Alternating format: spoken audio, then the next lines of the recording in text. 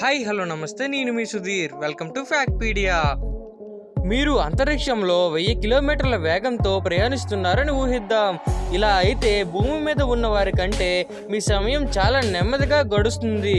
మీరు బ్లాక్ హోల్కి కనుక దగ్గరగా వెళ్తున్నట్లయితే మీ దగ్గర గ్రావిటేషనల్ ఫోర్స్ చాలా ఎక్కువగా ఉంటుంది. సో టైం అనేది చాలా స్లోగా ఉంటుంది. మీరు మూన్ మీద ఉన్నట్లయితే గ్రావిటేషనల్ ఫోర్స్ చాలా తక్కువగా ఉండడం వల్ల టైం అనేది చాలా స్పీడ్గా గడుస్తుంది. మీకు 15 సంవత్సరాలు ఉండేటప్పుడు స్పేస్ ట్రావెలింగ్ మొదలుపెట్టి మూన్ పైన ఉండి 5 ఇయర్స్ అయ్యాక మరలా భూమి మీదకు వచ్చినట్లయితే మీకు 20 ఇయర్స్ ఏజ్ అయినప్పటికీ మీ చుట్టుపక్కల ఉండే సేమ్ ఏజ్ ఫ్రెండ్స్కి మాత్రం 65 ఇయర్స్ అవుతుంది.